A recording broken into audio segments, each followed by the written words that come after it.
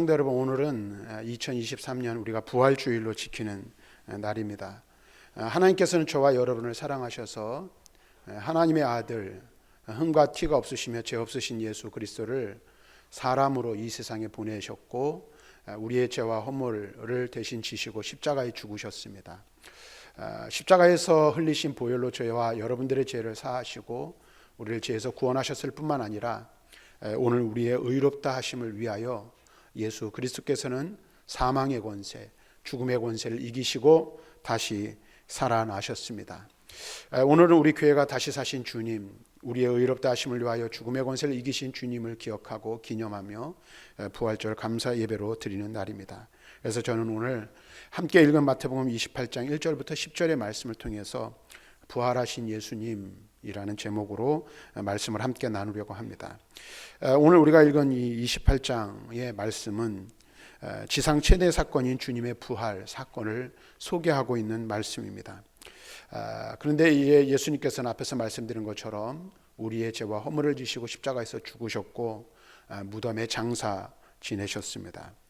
안식일 다음날 주님의 무덤에 찾아온 두 여인에게 천사가 나타나 예수님의 부활 사건을 증거한 사실, 그리고 부활의 주님께서 친히 두 여인에게 나타나신 사실을 본문은 오늘 우리들에게 알려주고 있습니다. 그럼으로써 부활하신 주님, 다시 사신 주님을 증거하고 있는 말씀이 오늘 본문의 말씀이라 할 수 있습니다. 그런데 우리가 예수님에 관한 이 부활의 이야기를 할 때 우리가 잊어버리지 말고 꼭 기억해야 될 게 있습니다. 그것은 무엇이냐면 예수님께서 그의 사역을 하시는 동안에 오늘 이 땅에서 당신이 곧 예수님께서 순환을 당하시고 부활하실 것, 죽으시고 다시 살아나실 것을 이미 앞서 여러 차례 말씀하시고 예언하신 적이 있다라는 사실입니다. 다시 말하면 예수님께서는 자신이 말씀하신 대로 죽으시고 다시 살아나셨음을 성경은 증거하고 있는 것입니다. 우리가 말씀을 한번 몇 군데 보겠습니다. 마태복음 16장 21절 말씀 우리 한번 같이 읽어보겠습니다. 시작. 이때로부터 예수 그리스도께서 자기가 예루살렘에 올라가 장로들과 대제사장들과 서기관들에게 많은 고난을 받고 죽임을 당하고 제3일에 살아나야 할 것을 제자들에게 비로소 나타내시니. 이 말씀은 베드로의 신앙 고백이 있은 다음에 예수님께서 하신 말씀이죠. 이 말씀 보니까 뭐라 말합니까? 많은 사람에게 고난을 받고 죽임을 당하고 제3일에 살아나야 할 것이다. 또 17장 22절과 23절 말씀을 보면 이렇게 말합니다. 같이 읽어보겠습니다. 17장 22절 23절 시작. 갈릴리에 모일 때에 예수께서 제자들에게 이르시되 인자가 장차 사람들의 손에 넘겨져 죽임을 당하고 제3일에 살아나리라 하시니 제자들이 매우 근심하더라. 20장 19절 말씀 같이 한번 읽어보겠습니다. 시작. 이방인들에게 넘겨주어 그를 조롱하며 채찍질하며 십자가에 못 박게 할 것이나 제3일에 살아나리라. 아멘. 26장 31절과 32절 말씀도 한번 보도록 하겠습니다. 같이 읽습니다. 시작. 그때 예수께서 제자들에게 이르시되 오늘 밤에 너희가 다 나를 버리리라. 기록된 바 내가 목자를 치리니 양의 떼가 흩어지리라 하였느니라. 그러나 내가 32절 그러나 내가 살아난 후에 너희보다 먼저 갈릴리로 가리라. 아멘. 마태복음 말씀만 살펴보았습니다마는 예수님께서는 사역을 하시는 동안에 제자들에게 그의 때가 가까이 오심을 아시고 고난당하실 것과 그리고 죽으실 것, 그리고 죽으신 후에 3일 만에 정확하게 다시 살아날 것을 말씀하셨다는 사실을 알 수가 있습니다. 이제 그 예언대로 예수님께서는 십자가의 죽음이라는 처절한 절망을 뚫고 부활하심으로써 인류 역사에 새롭고 영원한 소망의 빛을 비춰주셨으며 진정 자신이 하나님의 아들이시며 메시아 곧 구원자라는 사실을 부활하심을 통해서 확증하여 주신 것입니다. 이와 같은 점에서 볼 때 예수님의 부활 사건은 기독교 신앙의 핵심이라 말할 수 있고 성경의 중심이라 말할 수 있을 것입니다. 왜 그럴까요? 여러분 한번 가만히 생각해 보십시오. 만약 예수 그리스도께서 죽으시기만 하시고 다시 살아남이 없으시다면 그것은 기독교는 기만적인 종교일 뿐만 아니라 성경의 모든 내용들은 허무맹랑한 신화에 불과한 것이 되어버리고 말기 때문입니다. 뿐만 아니라 우리의 구원이 완전한 구원이 될 수 없다는 사실 또한 우리는 알아야 합니다. 그런 의미에서 예수 그리스도의 부활이 혹시 거짓이거나 없는 사실이라면 우리 그리스도인들처럼 불쌍한 자들 또한 없을 것입니다. 우리의 믿는 믿음이 헛된 것이 되기 때문에 그렇죠. 하지만 예수 그리스도의 부활은 명백한 사실이기에 오늘 이 세상의 기독교만이 유일한 생명의 종교요, 기독교인 곧 그리스도인이 하나님 앞에서 진정으로 복된 축복의 사람이라 말하지 않을 수가 없는 것입니다. 그래서 이와 같은 주님의 부활 사건을 통해서 오늘 특별히 마태복음 28장 1절부터 10절에 나타난 말씀을 통해서 오늘 우리에게 어떤 교훈을 주고 있는지, 예수님의 부활 사건을 통해서 우리가 어떤 교훈을 받아야 하는지를 함께 살펴보고 은혜 나누는 시간이 될 수 있기를 바랍니다. 먼저 1절 말씀을 보면 막달라 마리아와 다른 마리아가 안식일이 지난 다음 날 새벽에 주님의 무덤을 찾아왔다라고 말합니다. 그런데 왜 이들은 이렇게 이른 새벽에 주님의 무덤을 찾았을까? 다른 복음서에서는 이들이 그리스도의 시신에 향품을 바르기 위하여, 다시 말하면 갑작스럽게 안식일을 앞두고 직전에 돌아가셨기에 유대인의 관례에 따라 장례 절차를 제대로 거행하지 못했기에 제대로 거행하지 못한 장례 절차를 하기 위하여 예수님의 무덤을 찾았음을 우리는 알 수가 있습니다. 그래서 마가복음 16장 1절부터 3절은 다음과 같이 기록하고 있습니다. 같이 한번 읽어보겠습니다. 시작. 안식일이 지남에 막달라 마리아와 야고보의 어머니 마리아와 또 살로메가 가서 예수께 바르기 위하여 향품을 사두었다가 안식 후 첫날 매우 일찍이 해 돋을 때에 그 무덤으로 가며 서로 말하되 누가 우리를 위하여 무덤 문에 돌을 굴려주려 하더니, 여기 말씀 보니까 뭐라고 말하고 있어요? 야고보의 어머니 마리아, 살로메가 예수께 바르기 위하여 향품, 곧 이 장례 절차에 필요한 재료를 사두었음을 말하고 있습니다. 왜 그랬을까요? 그들은 아무 노동도 해서는 안 되는 안식일을 범하지 않기 위해서 안식일에는 쉬었다가 다음날 새벽이 되자 무덤으로 오늘 달려온 것입니다. 그들은 아마도 밤잠을 이루지 못했을 것입니다. 그만큼 그들은 주님에 대한 사랑이 남달랐을 것이라는 사실을 우리는 알 수가 있습니다. 그들은 다른 누구보다 주님께 대한 신앙과 사랑에 앞섰던 여인이라는 사실을 우리는 알 수 있어요. 그래서 여기서 우리는 두 가지 교훈을 얻을 수 있는데, 하나는 예수님의 첫 부활을 맞이했던 사람이 여자들이었다는 겁니다. 여자분들. 근데 여러분 한번 보세요. 당시의 여자의 사회적 지위나 위치가 어땠습니까? 여자는 족보에도 오르지 못하고 사회에서는 사람 취급도 받지 못하는 그런 존재였어요. 그러니까 비천한 존재라고 말할 수 있죠. 근데 여러분 한번 생각해 보세요. 예수님이 사람으로 이 땅에 오셨을 때도 누가 예수님을 맞이했습니까? 들에서 양을 치던 목자들, 비천한 존재인 그들이 예수님을 맞이했던 것처럼 예수님의 부활도 누가 맞이했어요? 비천하게 여겼던 여자분들이 맞이했다는 것입니다. 오늘 우리 여기서 우리 주님께서 누구를 위해 이 땅에 오셨는지를 우리는 알 수가 있습니다. 또 하나 우리가 깨닫는 것은 이와 같은 여인들의 신앙 자세를 통해서 우리는 교훈을 얻는다는 것입니다. 다시 말하면 저는 그런 생각을 해봅니다. 이 여인들은 다른 사람들보다 한 발 앞서는 신앙생활을 했던 사람이라 이렇게 말할 수 있을 것 같습니다. 그런 말이 있습니다. 세상에 일하는 자세에는 세 가지가 있다라고 말합니다. 첫째는 남들이 하는 만큼 하는 거예요. 누가 이렇게 보면 눈치 보면서 누가 요만큼 하면 나도 요만큼 하고, 때가 되면 이렇게 하는 사람이 있다는 겁니다. 또 하나는 다른 사람보다 뒤처져서 일하는 사람이 있다는 거예요. 그냥 뒤에서 가만히 지켜보면서 따라가는 사람이 있죠. 그리고 마지막 하나는 남들보다 한 발 앞서서 일하는 사람들이 있다라는 것입니다. 그런데 이 세상의 역사는 누가 어떻게 하든지 간에 흘러가지만 역사는 언제나 남들보다 한 발 앞서 일하는 사람들의 주도에 의해 주도되어진다는 사실을 우리는 깨달아야 한다는 것입니다. 그런데 이것이 신앙 세계에도 똑같이 적용이 되는 것입니다. 다른 사람보다 한 발 앞선 신앙인이 하나님의 은혜도 한 발 앞서 체험하고 하나님 나라의 일을 주도적으로 이루어 간다라는 사실입니다.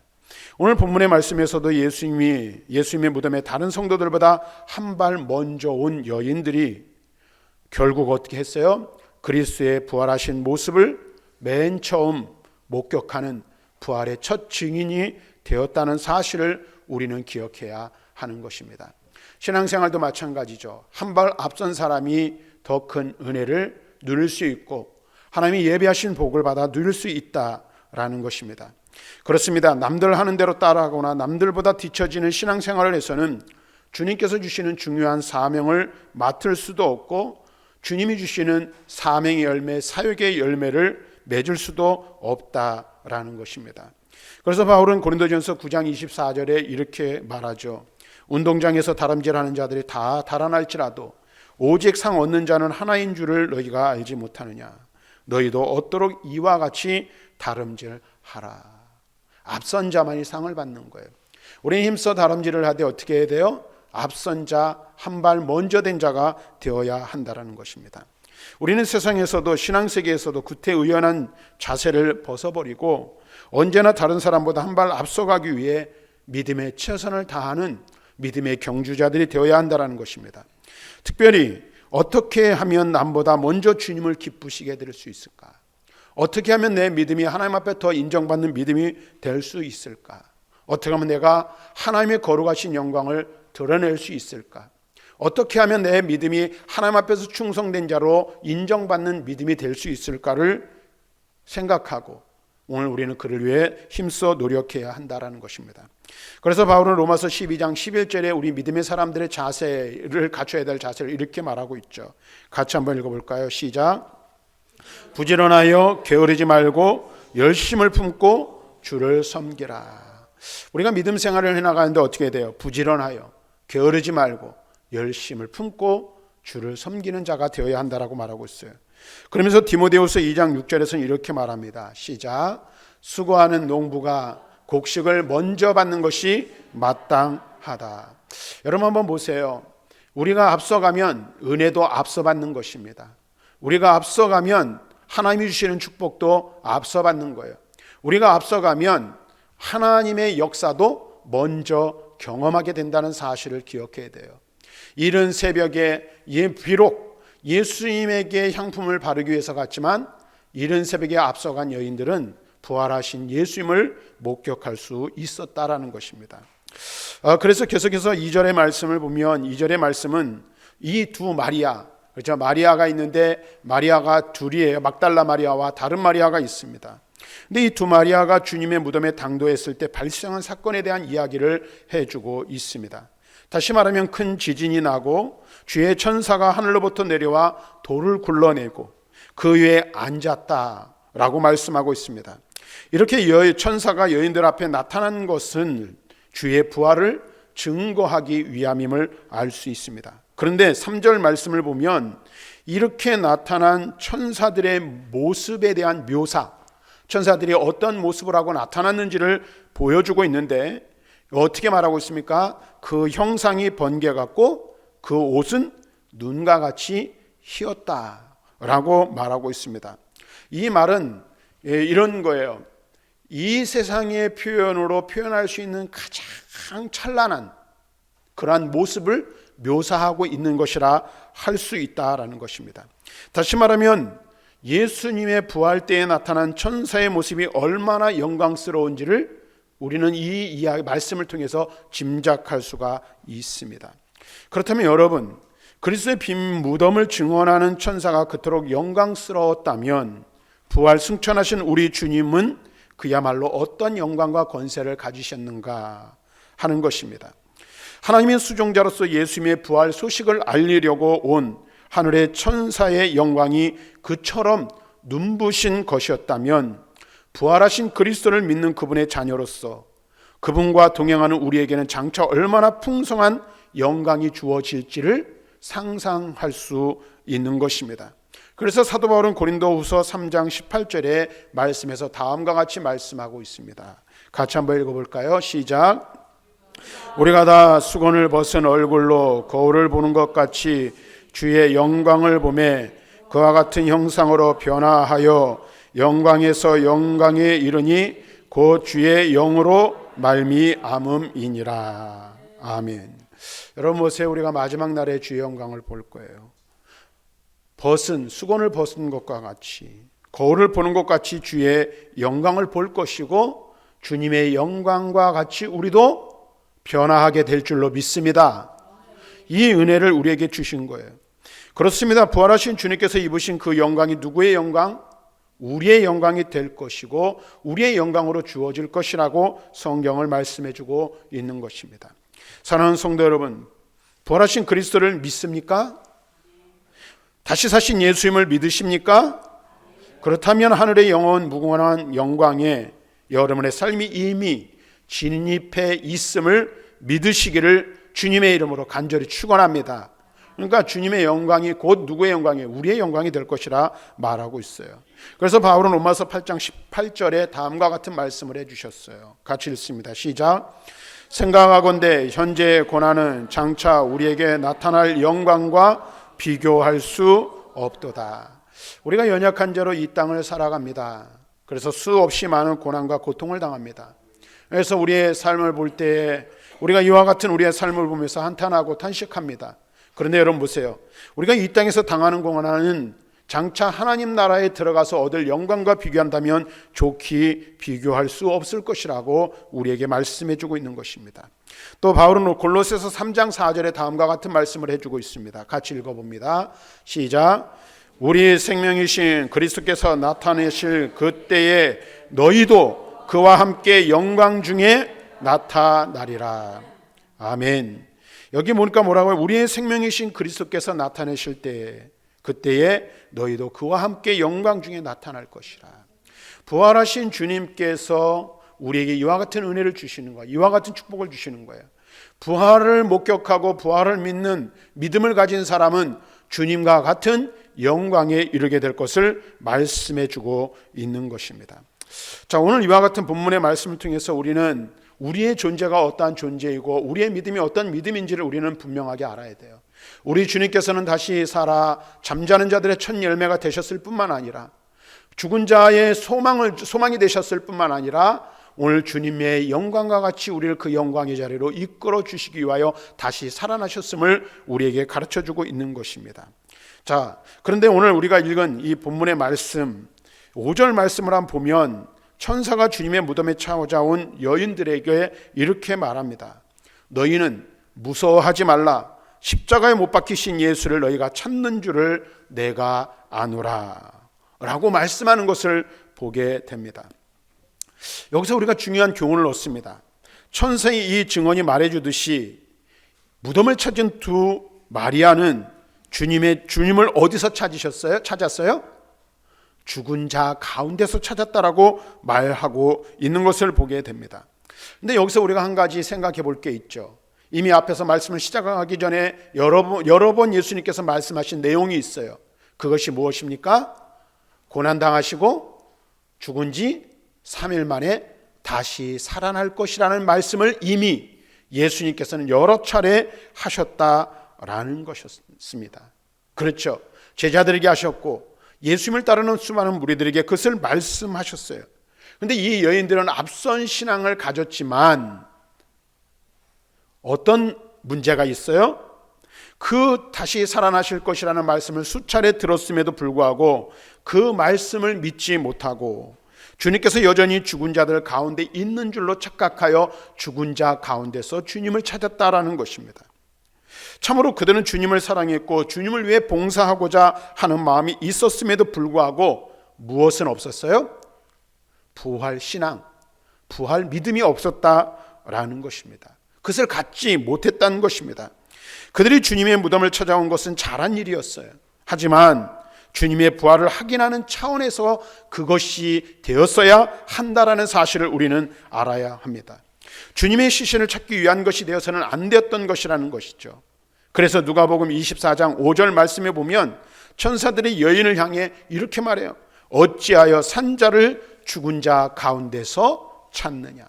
어찌하여 산자를 죽은 자 가운데서 찾느냐라고 책망하는 사실이 나오고 있습니다. 사실 그들이 무덤에서 주님의 시신을 찾았다면 그들에게는 물론 인류에게는 어때요? 아무 희망도 없었을 것입니다. 왜냐하면 비록 주님께서 온 인류의 죄를 속하기 위해 죽으셨다고 하지만 주님께서 부활하시지 못하고 여전히 무덤에 머물러 계셨다면 속죄의 사역의 궁극적인 목적인 무엇을? 죄로 인하여 인간이 가지고 있는 가장 큰 문제인 죽음의 문제를 해결하지 못하는 것이 되어버리고 만다는 것입니다. 그래서 결국 예수 그리스도의 구속사역은 실패한 것이 되어버리고 마는 것입니다. 그렇습니다. 사랑하는 여러분, 주님의 부활이 없다면 우리 성도들에게는 어떠한 희망도 소망도 없게 되는 것입니다. 주님께서 죽음의 권세를 깨고 다시 살아나셨기에 우리의 죽음의 문제가 해결되고 부활의 소망을 우리가 갖게 된 줄로 믿습니다. 그래서 바울은 고린도전서 15장 20절부터 22절에 다음과 같은 말씀을 하고 있습니다. 같이 읽어보겠습니다. 시작. 그러나 이제 그리스도께서 죽은 자 가운데서 다시 살아나사 잠자는 자들의 첫 열매가 되셨도다. 사망이 한 사람으로 말미암았으니 죽은 자의 부활도 한 사람으로 말미암는도다. 아담 안에서 모든 사람이 죽은 것 같이 그리스도 안에서 모든 사람이 삶을 얻으리라. 아멘. 여러분 말씀을 잘 한번 보세요. 20절 말씀 보니까 그리스도께서 죽은 자 가운데서 다시 살아나 어떤 열매가 되셨어요? 잠자는 자의 첫 열매. 죽음에서 다시 살아난 자의 첫 열매가 되셔서 우리에게 부활의 소망을 주었다라고 말씀하고 있습니다. 그러므로 우리는 주님을 죽은 자 가운데서 찾는 어리석음을 범해서는 안 될 것입니다. 오늘날 성경이 하나님의 영감으로 기록된 책이라는 사실을 부인하는 자유주의 신학자들 중에는 주님의 부활을 제자들이 꾸며낸 신화로 여기는 사람들이 있어요.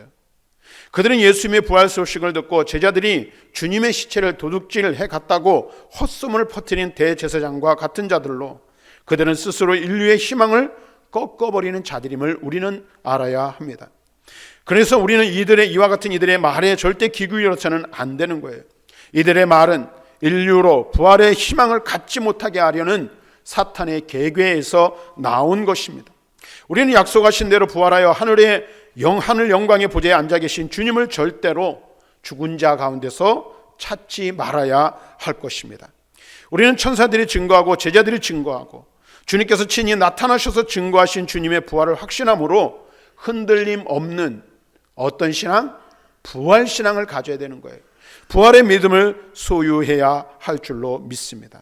말씀을 두 군데 봅니다. 사도행전 4장 33절 같이 읽습니다. 시작. 사도들이 큰 권능으로 주 예수의 부활을 증언하니 무리가 큰 은혜를 받아. 로마서 8장 11절 시작. 예수를 죽은 자 가운데서 살리신 이의 영이 너희 안에 거하시면 그리스도 예수를 죽은 자 가운데서 살리신 이가 너희에 거하시는 그의 영으로 말미암아 너희 죽을 몸도 살리시리라. 아멘. 할렐루야. 사랑하는 여러분, 오늘 부활신앙을 가진 사도들과 초대교회 성도들은 부활의 증인이 되었어요. 우리 또한 이 부활의 신앙을 가져야 합니다. 죽은 자를 살리신 이의 영이 우리 안에 거하시고 예수 그리스도를 살리신 그 영이 우리를 죽음에서 다시 일으켜 세우실 줄로 믿습니다. 이 믿음이 우리 가운데 있어야 돼요. 그리고 이 믿음을 가지고 어떻게 해요? 우리를 위하여 십자가에 죽으시고 우리의 의롭다 하심을 위하여 다시 사신 예수 그리스도, 부활의 주님을 증언하는 증인의 삶을 사는 저와 여러분들이 되어야 할 줄로 믿습니다. 그리고 또 한 가지 우리가 더 기억해야 할 것은 이렇게 부활하신 예수님께서는 40여일 동안 제자들에게 보이시고 500의 성도들에게 보이시고 하늘로 승천하셨어요. 그리고 하늘로 올라가신 그분께서는 가신 그대로 다시 심판의 주님, 재림의 주님으로 이 세상에 오실 것을 우리에게 말씀하셨습니다. 예수님께서 약속하신 대로 죽음을 이기시고 다시 사신 것과 같이 약속하신 그대로 재림의 주님으로 심판의 주로 이 땅에 오실 줄 믿습니다. 오늘 우리가 이 믿음을 가져야 돼요. 그래서 부활의 믿음, 재림의 믿음을 갖고 부활의 증인, 다시 오실 주님을 증거하는 복음의 증인으로 살아가는 저와 여러분들이 다 되시기를 주님의 이름으로 간절히 축원합니다.